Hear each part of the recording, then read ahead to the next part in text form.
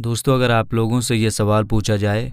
कि भाई बताइए कि अफ़गानिस्तान का नाम आते ही सबसे पहले आपके दिमाग में क्या आता है, तो आप में से कई लोगों का जवाब होगा जंग,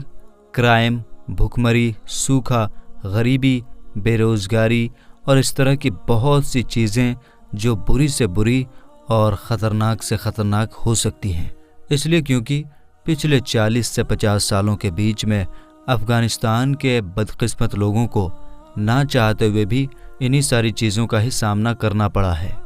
मगर मेरे दोस्तों, अब हालात बदल चुके हैं। अमेरिका वापस जा चुका है और तालिबान भी एक लंबे वक्त से चल रही जंग को ना सिर्फ जीत चुका है बल्कि अफ़गानिस्तान में अपनी हुकूमत भी कायम कर चुका है। दोस्तों, वैसे तो आज से लगभग 2-2.5 साल पहले जब तालिबान ने अफ़गानिस्तान में अपनी हुकूमत बनाई थी तो दुनिया के अलग अलग इलाकों में रहने वाले माहिर लोग तालिबान को लेकर गलत राय दे रहे थे। हर किसी का यही मानना था कि इन लोगों ने जंग जीतकर भले ही अपनी हुकूमत बना ली हो मगर ये किसी भी तरह से अफ़गानिस्तान को नहीं चला पाएंगे और कुछ ही दिनों में ही तालिबान पूरी तरह से टूटकर ख़त्म हो जाएगा, क्योंकि इन लोगों के पास वो काबिलियत और तजर्बा नहीं जिससे किसी भी देश को तरक्की मिलती है और देश में डेवलपमेंट होते हैं।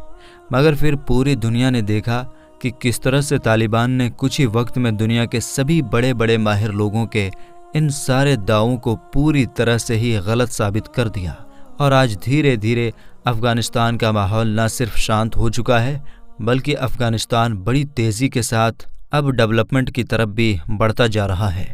वैसे तो दुनिया के दूसरे देशों की तरह ही अब तालिबान भी अपने देश में मौजूद अलग अलग इलाकों के कई अलग अलग प्रोजेक्ट पर काम कर ही रहा है, मगर पिछले कुछ दिनों से लगातार तालिबान के जिस प्रोजेक्ट को लेकर पूरी दुनिया में चर्चाएं हो रही हैं और जिस प्रोजेक्ट ने पिछले कुछ वक्त से पूरी दुनिया को हैरान करके रखा है वो दरअसल एक आर्टिफिशियल रिवर प्रोजेक्ट है। एक ऐसा प्रोजेक्ट जिसको नाम दिया गया है कोस्ट टेपा कैनाल। आसान भाषा में अगर आपको समझाया जाए तो आप ऐसे समझिए कि इस वक्त तालिबान हमारी इस दुनिया की सबसे लंबी और सबसे बड़ी आर्टिफिशियल रिवर यानी नदी बना रहा है। और एक ख़ास बात यह है कि आर्टिफिशियल नदी का यह प्रोजेक्ट पूरी तरह से तालिबान का अपना खुद का है, यानी इसके लिए तालिबान ने किसी भी देश से किसी भी तरह की कोई मदद नहीं ली है और न ही इस दुनिया के किसी भी देश से किसी इंजीनियर को बुलाया है। यहाँ तक कि इस तरह की नदी बनाने वाले जानकारों से भी कोई राय कोई मशवरा नहीं किया है। लेकिन इसके अलावा भी दुनिया के कई देश तालिबान को न सिर्फ गरीब ही बल्कि टेक्निकली एक पिछड़ा हुआ देश भी मानते हैं। हालांकि दूसरी तरफ हम लोग देखते हैं कि दुनिया के किसी भी इलाके में जब इस तरह के किसी बड़े प्रोजेक्ट पर काम होता है, चाहे वो अरब के गल्फ इलाके में हो या फिर यूरोप के इलाके में हो, तो उस इलाके में उस प्रोजेक्ट पर काम करने के लिए दुनिया के बड़े बड़े जानकारों को बुलाया जाता है, उनसे डिज़ाइन तैयार करवाए जाते हैं और उनसे बड़े बड़े राय लिए जाते हैं। लेकिन तालिबान ने यह सोच लिया है कि चाहे जो भी हो जाए वो अपने इस प्रोजेक्ट को यानी कि दुनिया की इस सबसे लंबी और सबसे बड़ी आर्टिफिशियल नदी को अपने लोकल लोगों से ही बनवाएगा।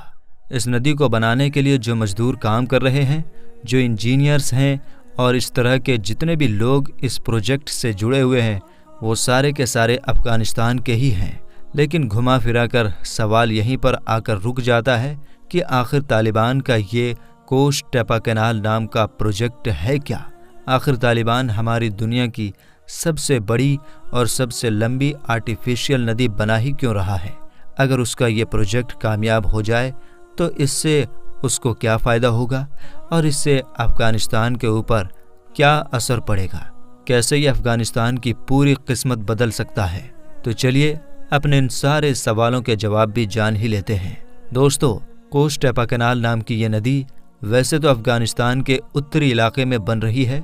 और ये नदी लगभग 285 किलोमीटर लंबी, 115 मीटर चौड़ी जबकि 8.5 मीटर गहरी होगी और ये नदी अफ़गानिस्तान के 3 मशहूर ज़िलों से होकर गुजरेगी और अब तक इस नदी का आधा हिस्सा लगभग तैयार भी हो चुका है और बाकी बचे हुए आधे हिस्से पर भी بڑی تیزی سے کام چل رہا ہے، اس لیے کیونکہ افغانستان کے اتری علاقے کو اس وقت پانی کی بہت زیادہ ضرورت ہے۔ پانی کی کمی کی وجہ سے لوگوں کو بہت بڑی پریشانیوں کا سامنا کرنا پڑ رہا ہے، اور اگر ایک بار یہ آرٹیفیشیل ندی بن کر تیار ہو گئی تو یہاں کے لوگوں کی پریشانیاں دور ہونے کے ساتھ ساتھ ان کی ضرورتیں بھی پوری ہونے لگیں گی۔ ایسا مانا جا رہا ہے کہ طالبان کے اس نئے پروجیکٹ سے لگ بھگ 10 لاکھ لوگوں کو پانی پہنچایا جائے گا۔ ہزاروں کی تعداد میں ایسے افغانستانی لوگ جو کسی زمانے میں جنگ یا پھر سوکھا پڑنے کی وجہ سے کھیتی نہیں کر پا رہے تھے، اب وہ پھر سے کھیتی کر پائیں گے۔ رپورٹس بتاتی ہیں کہ اس پروجیکٹ کی مدد سے لگ بھگ 550 اسکوائر کلومیٹر زمین کو دوبارہ اس لائق بنایا جا سکے گا جس سے اس میں گیہوں یا اناج جیسی دوسری چیزوں کی کھیتی کی جا سکے، اور اپنی انہی ساری اناج کی مدد اور اپنے اسی پروجیکٹ کے بلبوتے پر طالبان نے یہ ٹارگٹ بھی رکھا ہے کہ سال 2028 آتے آتے وہ ایک ویٹ ایکسپورٹر یعنی کہ گیہوں بیچنے والا دیش بنے گا۔ مطلب جب تک سال 2028 آئے گا تب تک وہ اس لائق بن جائے گا اور اتنا زیادہ اناج اور گیہوں اگانے لگے گا جو نہ صرف اس کے خود کے لوگوں کے لیے ہی کافی ہوگا بلکہ وہ دنیا کے دوسرے دیشوں کو بھی بیچ رہا ہوگا۔ اس پروجیکٹ کا کام مارچ 2022 میں شروع کیا گیا تھا اور طالبان کی طرف سے اس پروجیکٹ کو 3 حصوں میں بانٹا گیا ہے۔ شروع کے 2 حصوں میں تو صرف کھدائی کا کام ہوگا اور آخری حصے میں اس سے جڑی کچھ ضروری مشینیں لگائی جائیں گی۔ افغانستان کا یہ سب سے بڑا پروجیکٹ نیشنل ڈیولپمنٹ کارپوریشن نام کی ایک سنستھا کے انڈر میں بن رہا ہے، جس میں سارا کا سارا پیسہ یہاں کی سرکار کی طرف سے لگایا جا رہا ہے۔ اس پروجیکٹ کے شروعات میں یہ اندازہ لگایا گیا تھا کہ طالبان کا یہ پروجیکٹ پورا ہونے میں لگ بھگ $500 ملین لگیں گے، مگر جیسے جیسے اس پروجیکٹ پر کام چلا اور یہ پروجیکٹ آگے بڑھنا شروع ہوا تو اب رپورٹس یہ دعویٰ کر رہی ہیں کہ اس آرٹیفیشیل ندی کو بنانے کے لیے $100 ملین کی اور ضرورت پڑے گی، یعنی ٹوٹل $600 ملین۔ ویسے دوستو، جس پورے اور بڑے علاقے میں یہ ندی تیار ہو رہی ہے، اس پر کام شروع کرنے سے پہلے ان سارے علاقوں کی مٹی پر بہت سارے ایکسپیریمنٹس بھی کیے گئے تھے اور ان سارے علاقوں کی بہت اچھی طرح سے اور الگ الگ طریقے سے جانچ پڑتال بھی کی گئی تھی۔ اور اتنا ہی نہیں، افغانستان کے انجینئرز نے اس ندی کا میپ بناتے وقت اس چیز کا بھی خاص خیال رکھا ہے کہ جتنا زیادہ سے زیادہ ہو سکے یہ ندی زیادہ سے زیادہ گاؤں، دیہاتوں اور شہروں کے پاس سے ہو کر گزرے، جس کی وجہ سے عام لوگوں کو اور بھی زیادہ سے زیادہ فائدہ مل سکے۔ خیر دوستو، جب سارے جانچ پڑتال کروانے کے بعد کام شروع کروایا گیا تو لگ بھگ 200 کے قریب کانٹریکٹرز کو بلا کر پہلے حصے میں کام دے دیا گیا تھا۔ پہلا حصہ جو کنسٹرکشن میں آیا تھا وہ لگ بھگ 108 کلومیٹر تھا۔ پہلے حصے کے اندر لگ بھگ 7000 کے قریب ٹرکس کا استعمال کیا گیا ہے، اور اس کے علاوہ بھی جو مزدور ہیں، انجینئرز ہیں اور باقی لوگ ہیں، ان کی گنتی تو پوچھیے ہی مت۔ فی الحال پہلے حصے کا کام پورا ہونے کے بعد اب دوسرے حصے کا کام شروع ہو چکا ہے، اور دوسرا حصہ جو کنسٹرکشن کے اندر ہے اس کی لمبائی لگ بھگ 170 کلومیٹر کے قریب ہے۔ دوسرے حصے میں روزانہ کے حساب سے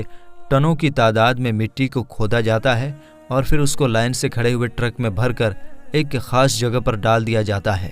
اور اسی دوسرے حصے میں 14 اسپیشل ہائیڈرولک گیٹ بنائے جائیں گے جن کے اوپر سے ایک برج بھی بنایا جائے گا، جس برج کے اوپر سے چھوٹی اور بڑی سے بڑی سواریاں گزر پائیں گی۔ ان 14 اسپیشل گیٹ کا مقصد اس باڑھ کو روکنے کے لیے ہوگا جو عام طور پر سبھی بڑی ندیوں میں موسم کی خرابی کی وجہ سے دیکھنے کو ملتی ہیں۔ اس کینال کے اوپر برج بنانے کا بھی فیصلہ کیا گیا ہے۔ ایک برج تو ریلوے کے لیے ہوگا جس کے اوپر ریل کی پٹریاں بچھائی جائیں گی، جبکہ جو دوسرا پل ہوگا وہ ٹرانسپورٹ کے لیے ہوگا، اور یہ وہی برج ہوگا، یا پھر یہ کہیے کہ یہ اسی ہائی وے پر موجود برج ہوگا جو دراصل افغانستان کے ضلع بلخ کو دوسرے ضلعوں سے جوڑے گا۔ اس پورے پروجیکٹ میں ابھی تک جتنے بھی ٹرکس وغیرہ کا استعمال کیا جا رہا ہے وہ کافی پرانے ہیں۔ کچھ ٹرکس تو ایسے ہیں جو 1950 اور 1960 کے زمانے میں بنے تھے، اور اس کے علاوہ بھی جو دوسری مشینیں وغیرہ استعمال کی جا رہی ہیں وہ بھی امیدوں سے کئی زیادہ پرانی بتائی جا رہی ہیں۔ پہلے حصے میں لگ بھگ 20 ایکڑ کے قریب ایسی جگہ تھی कि जिसको एक्सपेरिमेंट के लिए इस्तेमाल किया गया था। मतलब उसको बड़ी मशीनों के ज़रिए भिगोया गया, उसकी सिंचाई की गई और ये चेक करने की कोशिश की गई कि ये हिस्सा फसल उगाने के लायक हो सकेगा या नहीं, और ये एक्सपेरिमेंट पूरी तरह से कामयाब साबित हुआ।